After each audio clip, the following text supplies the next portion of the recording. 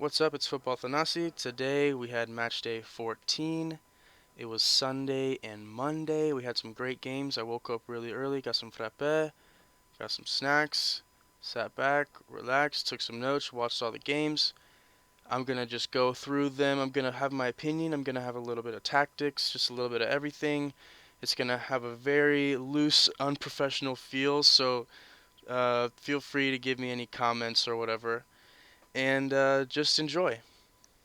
Today, our first game was, well, we had two games at the same time. It was Panathinaikos and Asteras Tripolis and Panetolikos versus Orfi. This was a pretty important game for Panathinaikos. They're trying to stay in fifth, and Asteras is trying to go up to fifth. So the lineup for Panathinaikos was kind of surprising, especially with the way they've been playing really well with Makeda up top and in a 4-3-3 system.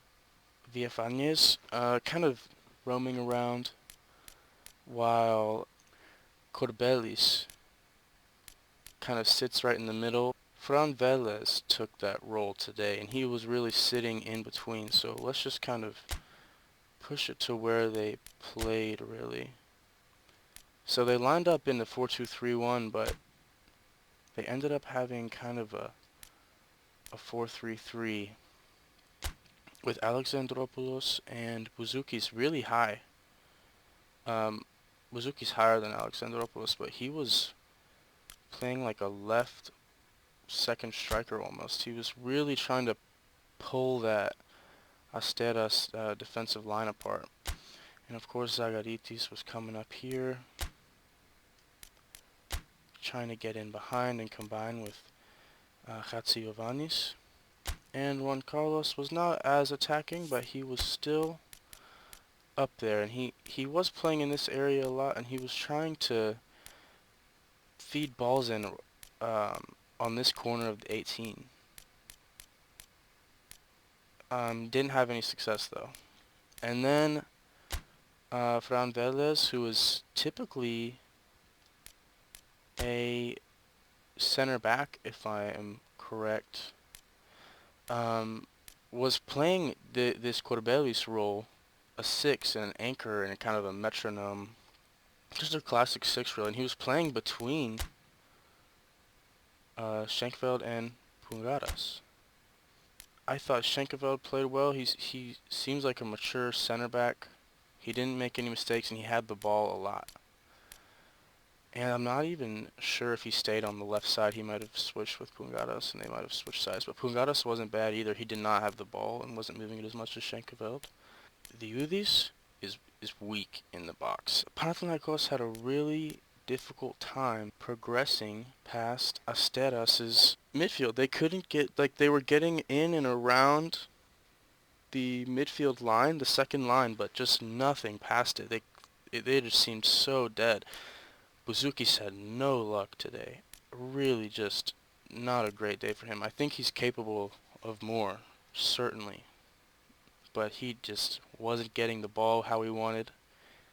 He was giving it away. He had a yellow card. Alexandropoulos, he was industrious as ever. I mean, this guy, if not soon later, he's going to be playing for the Greek national team. Basically, Alvarez was really hurting them on the left side. I mean, he was getting very threatening crosses in that they should have scored off of.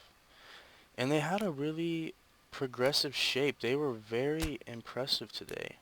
They had a similar shape to Panathinaikos, and they were so much more decisive. They didn't mess around with the ball. They were tough. They were mentally strong. Munafo kind of floated around here. They were mentally tough. They knew when to attack. They were pulling yellow cards left and right from Panathinaikos, it seemed, at least in the second half. Panathinaikos couldn't get past their first line of defense. They were efficient. They were patient. They were good to watch. And when they had possession in Panathinaikos' half, they knew exactly what they wanted to do. And then when they got possession in their own half, they also knew exactly what they wanted to do. They were so decisive.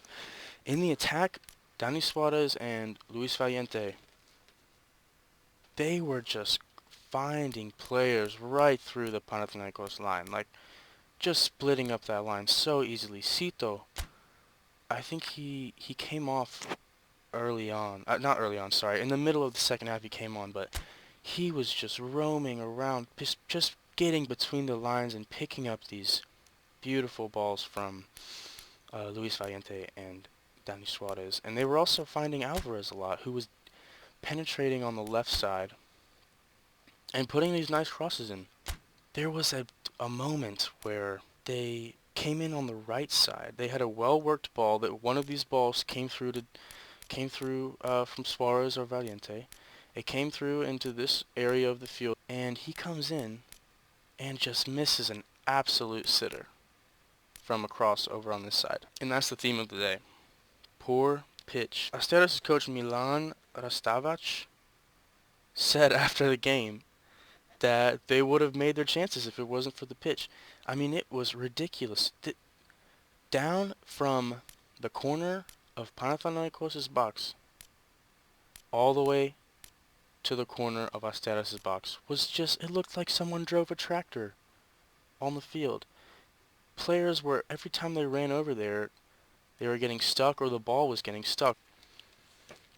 But yeah, they played to a draw. In the end, the theme is poor pitch, and Panathinaikos is lucky to get away with a draw today. They really, I mean, Asteras should have punished them. If they had any more quality, they probably would have punished Panathinaikos. Diudis was not good. That's another theme today, is just terrible Greek keepers. Although Papadopoulos was not bad. But Diudis and Sindotas were terrible, so that is the theme of the day. Also, Nova Sports was giving me a very hard time today, and I have good internet. Anyway, we're going to move on. One of the, if not the most exciting team in the most classy team in the Super League this year has been Ofi Kriti. We all know their classy move about going to all the other teams and saying we need to give some money to the second division or the lower league tables. I'm not sure exactly what it was, but it was classy. Second of all, the whole season, despite who they're playing, they play this open, possessive, nice football with good players, and it's entertaining, and it's good football. Yes, they don't win every game, but I would be very proud to be an Ofi fan. Some exciting players have been Sturgeon on the left side. He plays on the right too, but he has great touch. He's fast. He's exciting. Juan Neda, he is more of an attacking midfielder. He kind of finds these areas here. Today he started on the right, but he kind of was floating inside. One of my favorite players in the league, Mellado, an anchorman. He just sits in front of these three guys in the back and just makes the ball move. He's always there. And he'll get those yellow cards. He'll get those fouls when he needs to. And he protects his back line. He's a really great player. Their back line shifts around a lot. Another exciting player has been Baloyanis. He appears pretty often. He appeared against Olympiacos, and he took some free kicks for them that were pretty dangerous. Today he did not come on. However, the more attacking Liberakis came on. The old Panionios man, if I'm not mistaken. Kosmas Stylianidis came on. So they changed their formation a bit here. Ofi really could have taken a good position with this game today, and they really bottled it. Ofi was going to go up in the table. They were going to pass Volos, with Volos having a game in hand. But in the last 10 minutes of the game, they totally capitulated. Panetolikos just put 2 goals in. Juan Neda gets a red card.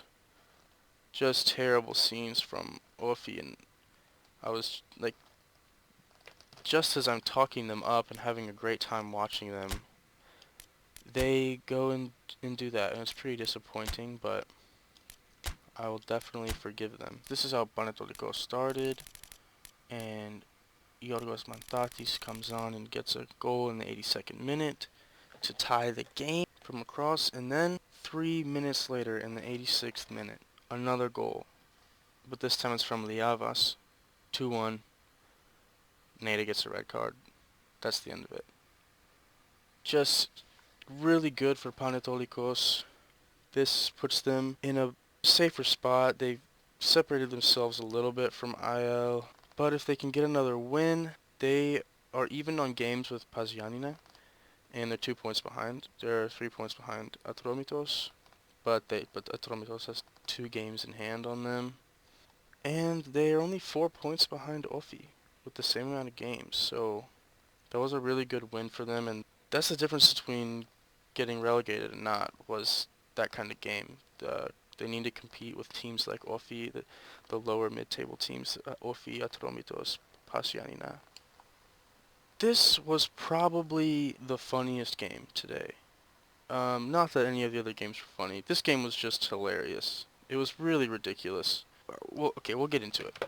So, these are I'll go through my notes starting this game. The lineup is pretty much it. I mean, I expected PAOK to be bringing on a bunch of young players, kind of just to have a field day with IL. IL just lost 5-0 to 5-1 to Olympiacos, and their lineup is not the same lineup they had against Olympiacos. This is probably their best lineup, and PAOK also put pretty much their best lineup. So this is how they started. It was not how they played at all, really. Well, for the most part, yes. Solis and Zivkovic were up in these areas. And this is where it gets a little interesting. So, Douglas Augusto, in the first phase, when the ball is in this area of the field, around the circle, Douglas Augusto is playing classic 6. Once they progress the ball past half field and past the circle, Murg was more coming up here into this little area mostly, moving around a bit, but kind of just roaming around, but staying here. El Kaduri came here, and Douglas Luiz came here, and they formed a 4-2-3-1. Of course, Giannulli balling forward, and Varinia coming up, and they have this good shape.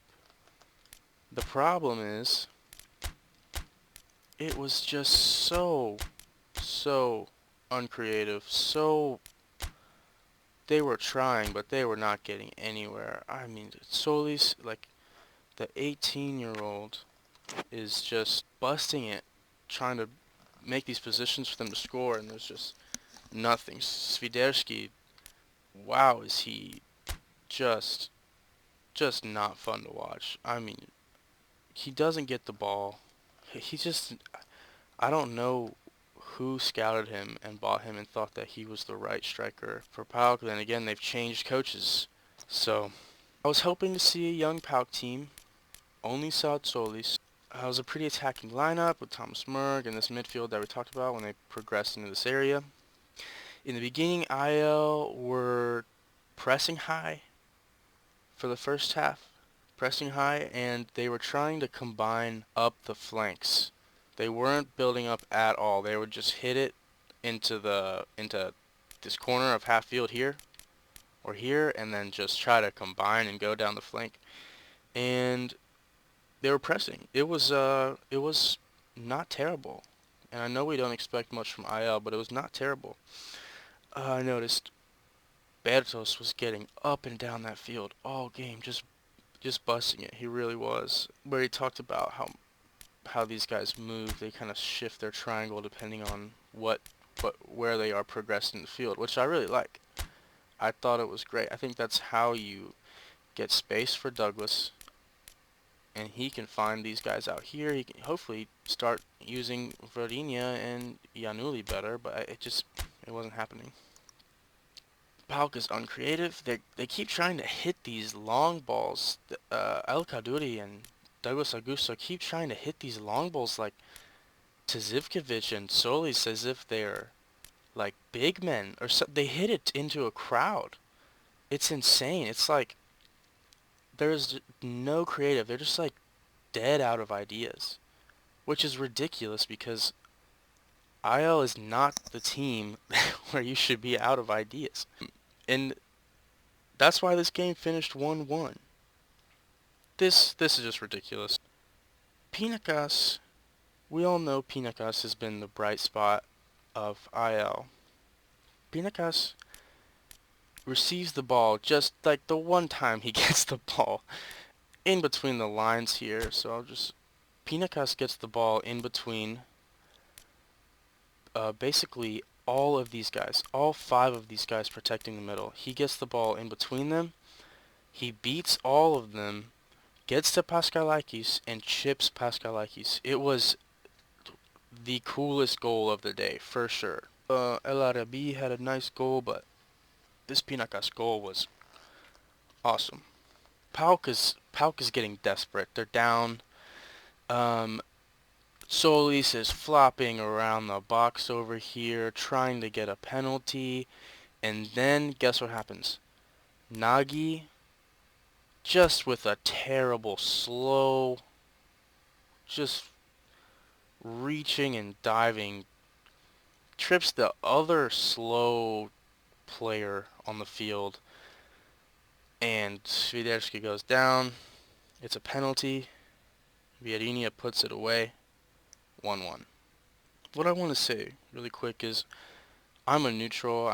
I like PAOK for their academy. They play players like Sigaras, Solis, Michaelidis, Yanoulis. They have great players. I do like to see them. But I don't want to hear any more PAOK affiliates complaining about reffing when the way PAOK beats or can tie IL is from a penalty. That is just ridiculous. I don't like PAOK fans and PAOK affiliates need to shut up about reffing when they're tying IL from a penalty. I mean, there was nothing today. PAOK needs to be punished. Like this is their punishment to tie IL. For this just uncreative play, really. And they got lucky because if Nagy hadn't made that terrible challenge, what's happening to that Swiderski? He's going front post again and just blasting it into the front post, just like he did earlier on in the game. So yeah, those are my thoughts. I don't want to. I do like PAOK. I'm not trying to say anything bad against PAOK. Most PAOK fans are good. PAOK is a good organization. Yada yada yada. Whatever. But I mean, it was just sad today from PAOK tying IL. Look at Bertos. Look at Bertos' face. That was IL winning today. IL winning today is that face. Like, sorry, tying today. That is IL. Like, what? So yeah, those are my thoughts on that game. Finished 1-1. Just kind of a joke from PAOK. Bias alert. I am a Panionios fan, as you can tell by my Twitter. Football Thanasi, go follow me. So I have a little soft spot for Apollon, and I've really, I've been impressed with them this season. I really liked Nikos Ioannidis. I thought he's been great. Their captain Thomas has been great. Silulis has been there and doing well. Their defense is okay. But another impressive team, Yanina. Pamlidis has been very impressive. Eleftheriadis, very impressive. Both teams, they move around a lot. They move their lineups around a lot. They aren't too consistent. I know Apollon will play even different formations against different teams. Against big teams, they like to do a back three. Today they came out in a 4-2-3-1. And let's go back to the theme today. Just like that 4-2-3-1. Poor pitch. Oh my gosh. They were playing in a swamp. The sides of the fields, you could just see the water was like inches deep at least. And then in the middle of the fields, you could see the footprints of the players and just puddles in the footprints. I mean, towards like 10 minutes into the second half, the ball wasn't moving. They would kick the ball and it wouldn't go anywhere. It was really bad. I was I was surprised they're still playing. So like this 4-2-3-1, that's basically what the game was like today. It was a mess. But Apollon comes through and they get the win 3-1, which is a little surprising. I think Paz Yanina was attacking a lot. I was having to switch between this game and the IL game, and also I had technical difficulties with Nova Sports. But let's see. So Luis Garas had an own goal early on. Paz had a goal called back in the 35th minute. Apollon is down 1-0 still. Then Ioannidis earns a penalty. It was in the 41st minute. It was, let's just say he got there first. He did get there first, and he did get kicked. He was obviously looking for the penalty, but it was good work from Ioannidis. I think he's a really good striker. He earns a penalty. Fatillon buried it very well. And in the middle, Cole, Fatillon, and Slivka they were looking pretty good. They were playing together. They were trying to play football, which is ridiculous on that pitch. The ball wouldn't even move. Yeah, here I have notes. It says at 61 the field got so bad, the play went downhill. That is an understatement. So Apollon goes up 2-1. Tsioulilis gets a goal in. Not another, but an ex-Panionios man. Tsioulilis gets a goal in the 83rd.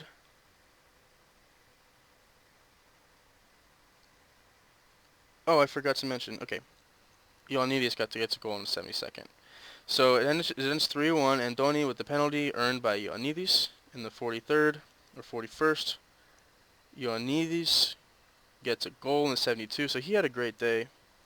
He comes off. Tsioulilis comes on a little bit for someone else actually, and he gets a goal in the 83rd. So it was a good day for Apollon. It was actually a really good day for Apollon. They went from,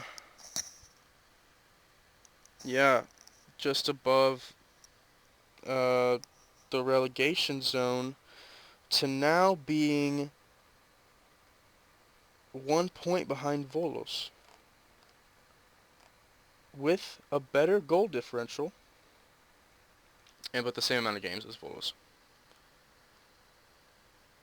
They're ahead of Ofi. They got ahead of Atromitos, but Atromitos has 1 game in hand on Smyrnis. And Yanina, really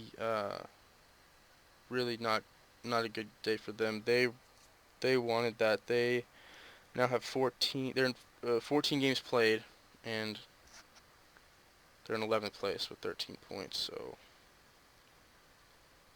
Atromitos has a point and 2 games in hand on them. Alright, well, let's move on. Alright, so this is how Olympiacos lined up, and they started with a 4-2-3-1, but this is how they were looking in the attack, except Fortunis was kind of roaming around these areas as much as he wanted. And Madi Camara was kind of roaming around these areas as much as he wanted. Clearly playing a classic 8, and Villa was sitting between the center backs, just like he loves to do. And yeah, everything else was pretty straightforward. So this is how Ajax started. Helder Lopes, Nedelcharu, Shiriginski, Bakaikis, Andrei Simos, Kristic, Mandalos, Levi Garcia, Ansarifard, and Levaya on the left. Levaya is so good, but he kind of operates, he kind of takes up the same roles. And we'll get into why that becomes a problem for Ike in a little bit. Bakaikis ended up coming off for Svarnas. Kristic ends up coming off for Galanopoulos, who didn't have a bad game. And Nelson Oliveira comes on for Ansarifard. The shape changes, especially in the second half. They started to get control of the ball a little bit more. Olympiacos starts with a high passive press. They're not too aggressive, but they're there and they're winning the ball. Versailles, very hungry, playing with adrenaline. Bruno's telling him to settle down. Arabi with a couple of disappointing misses, one in the 9th minute, but it was well worked by Olympiacos. They're really having an easy time. In the 13th, there's a great header from El Arabi, worked so easily from Olympiacos, and a nice assist from Yanin Villa. And Zindondas just so bad with his feet, so shaky. He was never the replacement for Barcas. Barcas isn't great in commanding his box, and in the air he's not amazing, but he at least is better with his feet than that. So the first half was not good for Ike at all. They get scored on, but it could have been 2 or 3 more goals. Galanopoulos and Nelson Oliveira come on. Svarnas comes on for Bakaikis. Levi is kind of floating around at this point. Mandalos is staying central. It turns into a 4-3-3 in the second half. Ajax starts getting possession around the 50th minute, and they're kind of controlling the game, and it's still 1-0. They start to limit Fortunis a lot more. Fortunis gets kind of pushed out to the right, and Valbuena actually comes on, goes to right mid. In the 66th minute, Mandalos gets a 1v1 that's well worked with Jose Sao, and Sao saves it. It goes off the arm of Ousseynou Ba, right back down to Mandalos, and he hits it off the post. Out. So the ref did not call a penalty, but that would have tied the game 1-1. And again, Zinzondas is weak in this box, and it gets Olympiacos a second goal. He was bad, not commanding. He gets the ball taken off him by Mandalos, and it ends up bouncing around the box a little bit, and then it gets put in by El Arabi. Tankovic comes on, Albanis comes on in the 82nd. Ike is still playing ball, and Olympiacos doesn't really care. They only got one good chance, and then Olympiacos just lets them play. There was a certain play that Ike made, which kind of, to me, was descriptive of their whole season this year. They're in the attack. They're all up in here. Galanopoulos is right in here. Andrei Simos is right here. It must have been Svarnas all the way up here. Helder Lopes is here. Nedelcharu is up. Everybody is in this attack, and they're trying to get a goal. Andrei Simos has the ball. He can go out wide to Svarnas, who is open out wide. They like to try and play through the middle. They were even doing this in the Europa League on a different coach. So he plays the ball to Mandalos in between this line, in between the back line of Olympiacos and the midfield line. And where is every single other player? They all go between the lines. All of them. All of them come and just sit between these lines. Literally, if I remember correctly, it was all four of them. Galanopoulos was right there too. And it was like, they want to play. They do want to play, but there needs to be players like pulling the defenders out, ruining their lines, and like all of them just go between the line. Like that's like the whole offense on one line. That's like a big rule, a big no-no rule in attacking soccer. All of them just sitting together. And to me, that was just like, yep, that's Ike this season. So a little after that, Kalanopoulos, I think he steps on somebody. He steps on somebody. They get upset and they scream. He kind of laughs it off. And then next play later, he's up in this area. They're trying to counterattack. Senu Boss steps on him. And they get in a whole drama. Mandalos and Holevas get into a little thing. It was pretty silly. Honestly, if I were Ike, I'd be really protective of Galanopoulos, but Galanopoulos was rolling around the ground screaming. Yeah, and he was hurt, but not that hurt. Overall, it was good to see Ike today. I think they played well. The last penalty was well worked by Valbuena, but he knew what he was doing. I wouldn't call it soft, but it was a penalty. It was a penalty. And he buries it into the bottom left corner. And Ike just kind of clap their hands, shake up, and they got their business done. So, and then they get to go home, and Ike has to take the bus all the way back up to Middle Athens. They gotta leave Piraeus. Not happy. But big things ahead for Ike. They got their new sporting director, Panagiotis Kone. We'll see how that goes. They got the new coach. They have this transfer window to try and see what they want to do. Again, I was talking about how they have all these players that like to play in the same spaces. It's like Albanis, Mandalos, Livaya, just kind of a lot of their best players are all in the same position. They also are kind of hurting in the outside back territory. I think they wanted to sell Paulinho. And Sfarnas has not really been too impressive. He's been fine, but gosh, he's not gonna. It doesn't seem like he's gonna be the center back to take them to a championship or any really great performances in Europe. They didn't have any great performances in Europe, and he was starting the whole time.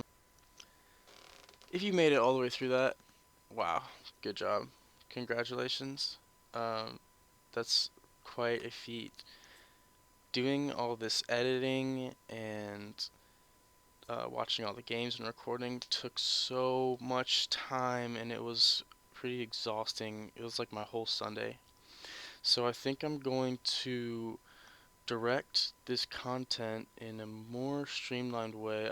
Obviously need to get my production value higher, but I'm going to pick one game to do a tactical overview or a tactical review of, and then I'll do the normal weekend recap. And the normal weekend recap, instead of being an hour, will be just like a 10-minute video, and then the tactical overview, that can be like a 30-minute video tops.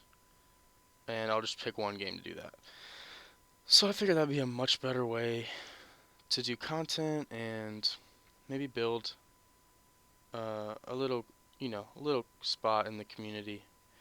And if you've watched this, I just want to say thank you. That's pretty crazy. There's probably like I'm assuming there's gonna be like 4 people watching this. Or I mean, maybe listening. It's basically a podcast, but anyway, thank you and take care.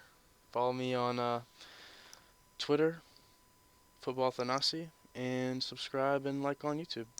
Thank you.